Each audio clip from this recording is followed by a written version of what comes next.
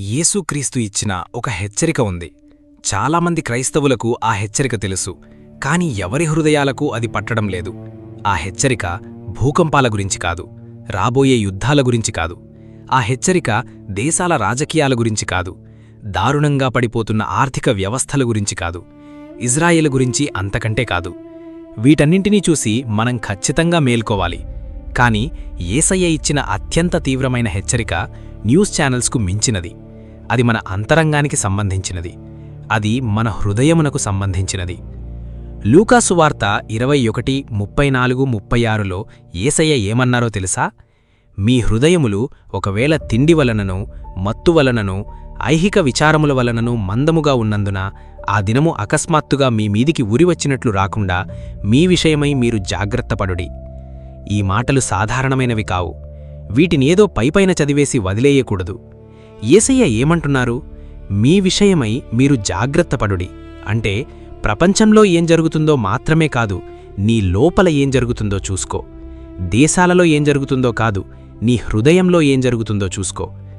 అంత్యకాల ప్రవచనాల గురించి తెలుసుకోవడం కాదు, నీ ప్రార్థన జీవితం ఎలా ఉందో చూసుకో. క్రీస్తు విరోధి ఎప్పుడు వస్తాడా అని ఆకాశం వైపు చూడటం కాదు, క్రీస్తు నీ జీవితంలో మొదటి స్థానంలో ఉన్నాడా లేదా అని నీ లోపలికి చూసుకో. ఇదే ఈరోజు చాలామంది క్రైస్తవులు నిర్లక్ష్యం చేస్తున్న అతిపెద్ద రాకడ హెచ్చరిక. క్రైస్తవులు చేస్తున్న అతిపెద్ద పొరపాటేంటో తెలుసా? ప్రపంచం పాపంలో కూరుకుపోతోంది, లోకంలో చీకటి పెరుగుతోంది అని బయట జరుగుతున్న దాని గురించే భయపడుతున్నారు. కాని ఆ చీకటి మధ్యలో దేవుని బిడ్డల హృదయాలు ఎంత బండబారిపోతున్నాయో ఎవ్వరూ గమనించడం లేదు. వాక్యం తెలిసినవారు, ఆదివారం ఆరాధనకు వెళ్లేవారు, పాటలు పాడేవారు, ఎత్తుబాటు గురించి గొప్పగా మాట్లాడేవారు సైతం ఈ లోక సంబంధమైన విచారాలతో బరువెక్కిన హృదయంతో బ్రతుకుతున్నారు. బరువెక్కిన హృదయమనగానే అందరూ అదేదో ఘోరమైన పాపమని, వ్యభిచారమని, త్రాగుబోతుతనమని అనుకుంటారు. లేదు, ఒక హృదయం పాపంతోనే బరువెక్కాల్సిన అవసరం లేదు, ఒత్తిడితో కూడా బరువెక్కుతుంది. ఒక హృదయం వ్యసనాలతోనే బరువెక్కాల్సిన అవసరం లేదు. ఈ లోకంలో ఎలా బ్రతకాలి అన్న భయంతో, తీర్చాల్సిన అప్పులతో, కుటుంబ సమస్యలతో, వ్యాపారంలో వచ్చే నష్టాలతో, ప్రతిరోజు పడే టెన్షన్లతో కూడా బరువెక్కుతుంది. యేసయ్య మత్తు గురించి మాట్లాడాడు, ఇది చాలామందికి అర్థమవుతుంది. కాని ఆయన ఐహిక విచారాల గురించి కూడా మాట్లాడాడు. ఇదే చాలా భయంకరమైనది. ఎందుకంటే చాలామంది క్రైస్తవులు నేను త్రాగట్లేదు కదా, నేను ఎలాంటి పాపం చెయ్యట్లేదు కదా అనుకుంటారు.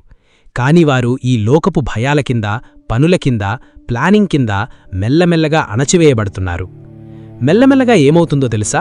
నీ ప్రార్థన తగ్గిపోతుంది, వాక్యం చదవడం ఆగిపోతుంది, ఆరాధన ఒక యాంత్రికమైన డ్యూటీగా మారుతుంది. పాపం చేసినా పశ్చాత్తాపం రాదు, లోబడటం కష్టమవుతుంది.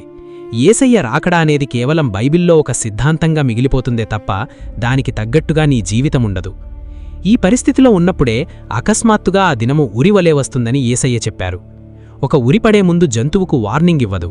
ఏమరపాటుగా ఉన్నవారిని, పరధ్యానంలో ఉన్నవారిని అది అమాంతం పట్టుకుంటుంది. ఆఖరి దినాల్లో లోకం ఎలా ఉంటుందని బైబిల్ చెబుతోంది? కొనుక్కుంటూ, అమ్ముకుంటూ, పెళ్లిళ్లు చేసుకుంటూ, ఇళ్లు కట్టుకుంటూ, సోషల్ మీడియా చూసుకుంటూ, కలలు కంటూ ఉంటారు. ఆ సమయంలో అకస్మాత్తుగా ఆ రోజు వచ్చేస్తుంది.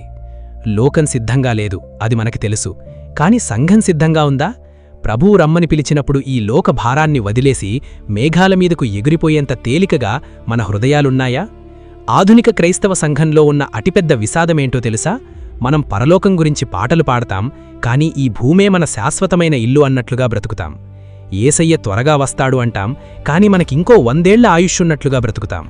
ఈ లోకం గతిసించిపోతోంది అంటాం, కాని మన సమయాన్ని, మన ప్రేమను, మన కష్టాన్ని అంతా ఈ లోకం కోసమే ధారపోస్తాం. ఇప్పుడు నిన్నొక సూటి ప్రశ్న అడుగుతున్నాను. ఒకవేళ యేసయ్య ఈరోజే వస్తే ఆ రాకడ నీకు ఆనందాన్నిస్తుందా, లేక నీ ప్లాన్స్ అన్నీ పాడైపోతాయన్న బాధనిస్తుందా? అయ్యో, దేవుడిప్పుడే రాకూడదు, నేనింకా ఈ లోకంలో ఎంజాయ్ చెయ్యాలి, నా బిజినెస్ సెటిల్ అవ్వాలి, నా పిల్లలు పెళ్లిళ్లు చెయ్యాలి అని నువ్వు అనుకుంటుంటే నీ హృదయంలో ఏదో భయంకరమైన లోపమున్నట్లే. ఒక హాలిడే ట్రిప్ కోసమో, జాబ్ ప్రమోషన్ కోసమో, బ్యాంక్ బ్యాలెన్స్ కోసమో ఎదురుచూసినట్లుగా దేవుని రాకడ కోసం నువ్వు ఎదురుచూడలేకపోతున్నావంటే నీ హృదయం బరువెక్కిపోయింది. దానిని తట్టి లేపాలి. జీవితంలో లక్ష్యాలుండకూడదని దేవుడనట్లేదు. కుటుంబం, ఉద్యోగం, బాధ్యతలు అన్నీ దేవుడిచ్చినవే. కాని అవన్నీ నీ హృదయ సింహాసనం మీద కూర్చోకూడదు. ఉద్యోగం చెయ్యాలి, కాని అది నీ ఆత్మను తినేయకూడదు. డబ్బు సంపాదించాలి, కాని అది దేవుని మీద నీకున్న ఆకలిని చంపకూడదు. నా ప్రియమైన స్నేహితులారా, దేవుని కృప నిద్రపోతున్న క్రైస్తవుణ్ణి చూసి పర్లేదు పడుకో అని చెప్పదు. దేవుని కృప ఏమంటుందో తెలుసా? నా ప్రియబిడ్డ నిద్రలే, పెండ్లికుమారుడు వస్తున్నాడు అని తట్టి లేపుతుంది. దేవుడు నిన్ను క్షమించాడు కదా అని ఇష్టమొచ్చినట్లు బ్రతకడం కృప కాదు. దేవుడు నన్ను క్షమించాడు కాబట్టి నేనిక చీకటిలో బ్రతకను అని వెలుగులోకి రావడమే కృప. దేవుడు ఈరోజు నిన్ను పిలుస్తున్నాడు. ఆ ఆత్మీయ మత్తులో నుండి బయటకురా. రహస్య పాపాలను వదిలిపెట్టు. నిన్ను దేవుని నుండి దూరం చేస్తున్న ఆ సెల్ఫోన్ నుండి, ఆ సోషల్ మీడియా నుండి, ఆ డిస్ట్రాక్షన్స్ నుండి బయటకురా. నిన్ను భయపెడుతున్న ఆ ఐహిక విచారాలను, ఆ అప్పులను, ఆ బాధలను దేవుని పాదాల దగ్గర పెట్టు. నీ అప్పులు నిజమే కావచ్చు, కాని అవి దేవునికంటే పెద్దవి కావు. నీ బాధ నిజమే కావచ్చు, కాని అది నీ ముగింపు కాదు. నీ బాధ్యతలు నిజమే కావచ్చు, కాని అవి నీకు దేవుడిగా మారకూడదు. ఈ భూమి మీద నీ జీవితం ముఖ్యమే, కాని నిత్యత్వం అంతకంటే ముఖ్యమైనది. ఎవరికీ తెలియని ఆ రోజున బహుశా మనం అనుకుంటున్నదానికంటే చాలా త్వరగానే ఆ బూర శబ్దం వినబడుతుంది. ప్రభువు ఆర్భాటంతో పరలోకం నుండి దిగివస్తాడు.